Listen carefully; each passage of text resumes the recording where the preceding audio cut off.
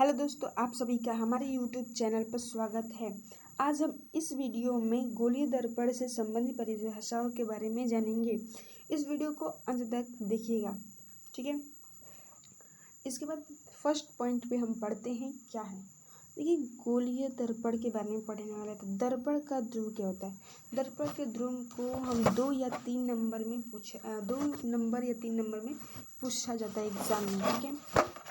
और साथ ही साथ पढ़ने के साथ साथ ये भी मैं बताती चलूँगी कि परीक्षा में कौन सा कितनी नंबर के और कितना इम्पोर्टेंट होता है, ये भी बताते हुए मैं चलती हूँ, ठीक है। गोलीय दर्पण के परावर्तक तल के मध्य को क्या कहते हैं, ध्रुव कहते हैं, ठीक।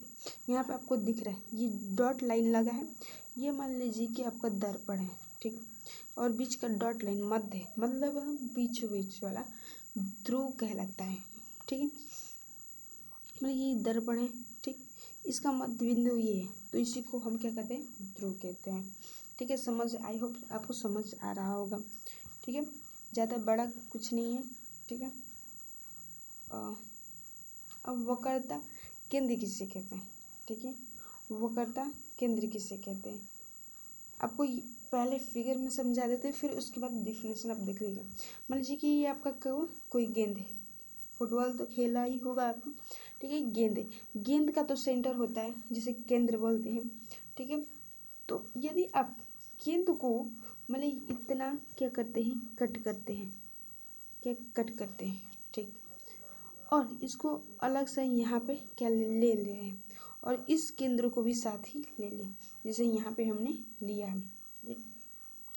इसी केंद्र को हम क्या करें, यहाँ पे जो कटा हुआ गेंद है, ये जो कटा हुआ गेंद है, उस केंद्र मतलब कटे हुए जो क्या है, गेंद है, और ये जो गोले का जो है, गोले मतलब गेंद का जो केंद्र है,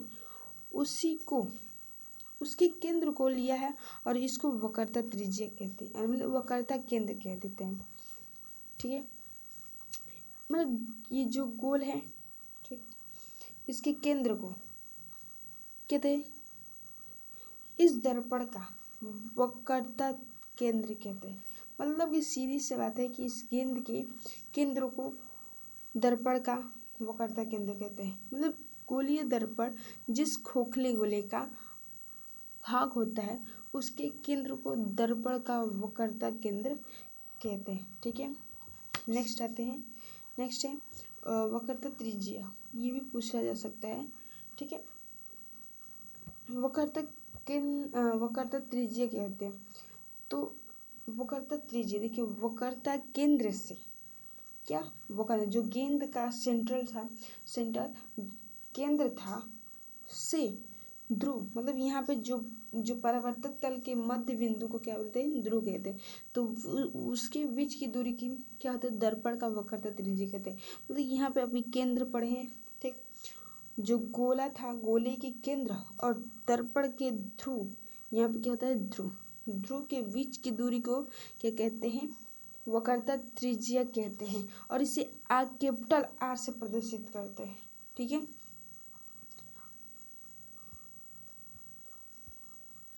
अब मुख्य अक्ष किसे कहते हैं, या मुख्य अक्ष से आप क्या समझते हैं, ये ऐसे क्वेश्चन पूछ सकता है 2 या 1 नंबर में, ठीक है। देखिए, मुख्य अक्ष, ठीक है, गोलीय दर्पण के ध्रुव, मतलब गोलीय दर्पण के, ये मतलब ध्रुव है, पी क्या है, पी ध्रुव है।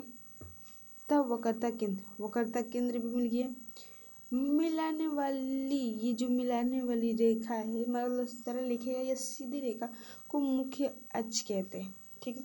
सिंपल सा है, ये मतलब दर्पण है, ये पोल जिसे ध्रुव कहते हैं, और यहाँ पे कोई सेंटर था, गेंद का जो केंद्र था, उसको मिलाने वाली रेखा को ही मुख्य अक्ष कहते हैं। बहुत ही आसान है, सिंपल है, आपको याद हो जाएगा।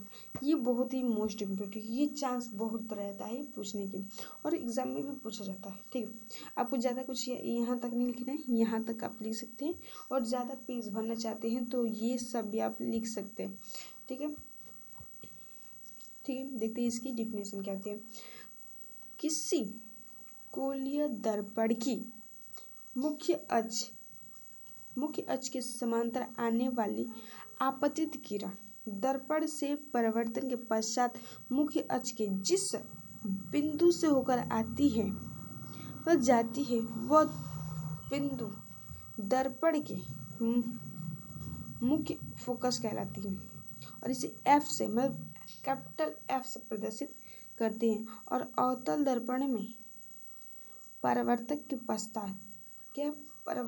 पश्चात प्रकाश किरणें एफ पर मिलती है, जबकि उत्तल दर्पण से परावर्तन के पश्चात किरण फोकस से आती हुई प्रतीत होती है। ठीक है, अब इसे शॉर्ट में करके मैं समझाना चाहती हूँ। ठीक है, इतना आपको लिखने की जरूरत नहीं है, याद करने की, बस जैसे मैं फिगर बना रही हूँ उसको समझिए। मान लीजिए कि दर्पण है, ठीक है, थोड़ा डार्क कर दे रहे हैं,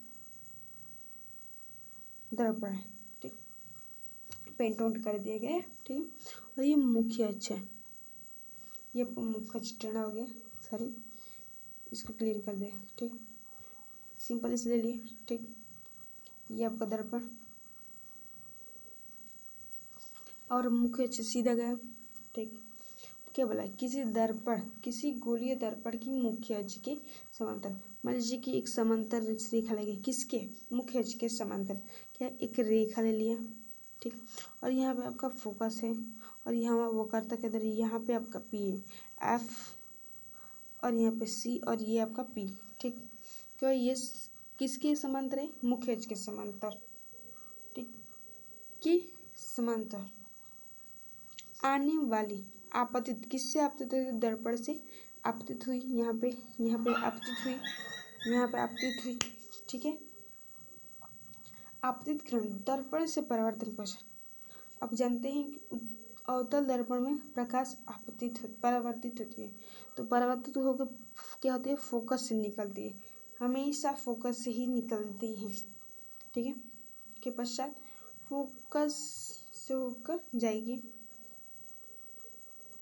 परावर्तन के पश्चात मुख्य अक्ष के जिस बिंदु, देखिए मुख्य अक्ष, ये मुख्य अक्ष है, ठीक, जिस बिंदु मतलब मुख्य अक्ष के जिस बिंदु से होकर जाती है उसे मुख्य फोकस कहलाते हैं, ठीक है, आपको ज़्यादा याद करिए, ये यू आया किसके समांतर, मुख्य अक्ष के समांतर, और दर्पण से क्या हुआ, दर्पण पर आपतित हुआ और दर्पण से परावर्तित के पश्चात मुख्य अक्ष के जिस बिंदु पर मिलती है या मिलती है, मुख्य अक्ष के जिस बिंदु से होकर जाती है वह बिंदु दर्पण का मुख्य फोकस कहलाता है, और इसे एफ से प्रदर्शित करते हैं, आपको पता है,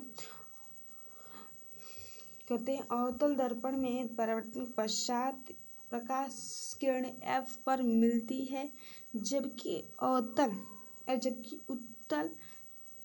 उत्तल दर्पण में परावर्तन के पश्चात किरणें फोकस से आती हुई प्रतीत होती है।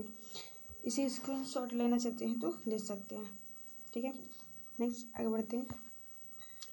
कहते हैं फोकस दूरी, फोकल लेंथ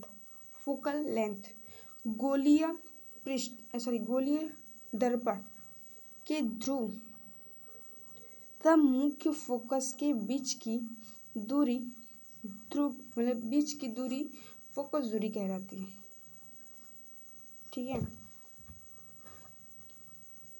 ये वाला मीनिंग थोड़ा गलती हो गई, यहाँ पे नहीं रहना चाहिए, उसको वक्रता त्रिज्या में होनी चाहिए, ठीक, लेकिन ये एग्जाम में पूछा जाता है यहाँ पे, इसीलिए ऐड कर दिया, वहाँ पे छूट गया होगा, ठीक है, तो ये आपको दिख रहा है फिगर, यहाँ पे पॉलिश नहीं किया गया है, कोई नहीं, पॉलिश कर देते हैं, ये आपका दर्पण हो गया, ये मुख्य अक्ष हो गया, और यहाँ पे आपको पी दिख रहा है, सॉरी एफ दिख रहा है, सी दिख रहा है जिसे वक्रता केंद्र कहते हैं, ये पी है ध्रुव, ठीक है, अब यहाँ पे क्या है, ध्रुव यहाँ पे मिल गया, मुख्य फोकस कहते हैं, यहाँ पे मुख्य फोकस के बीच की दूरी, यहाँ पे जो सरफेस एरिया बचा है उसी की दूरी को क्या कहते हैं, नहीं, फोकस दूरी कहते हैं।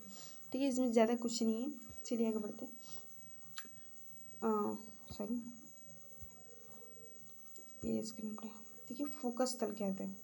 फोकस तल, ठीक है, फोकस तल, फोकल प्लेन।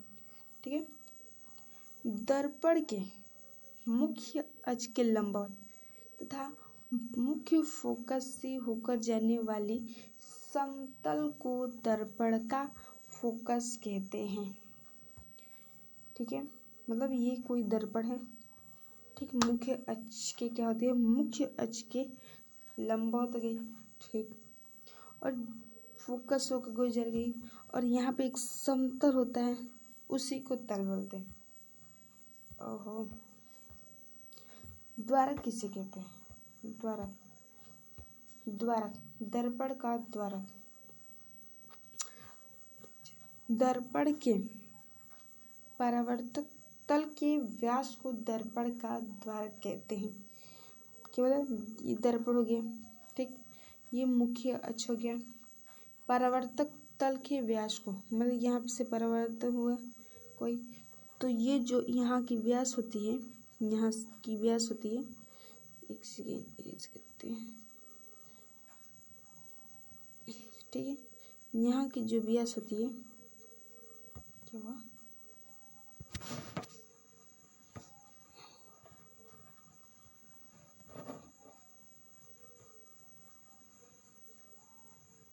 बताए,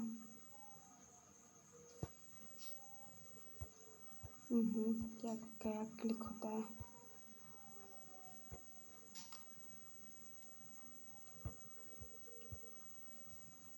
सॉरी, थोड़ा काम पे गया। हाँ, क्या यार, चलिए ये लास्ट है। दर्पण का द्वारक। ओहो, क्या क्या हो रहा है, दर्पण का द्वारक। ठीक है, क्या है, दर्पण का द्वारक, दर्पण का द्वारक। दर्पण के परावर्तक तल के व्यास को दर्पण का द्वारक कहते हैं। ठीक है, इसके बाद यहाँ से आप ये वीडियो समाप्त होता है, और इस वीडियो को लाइक करिए और इस चैनल को सब्सक्राइब करें, और इसे ज़्यादा से ज़्यादा शेयर भी करें। यदि आपको ये वीडियो अच्छा लगे तो ज़रूर से ज़रूर लाइक और मुझे सपोर्ट ज़रूर ही करें। थैंक यू, और इस वीडियो को देखने के लिए धन्यवाद।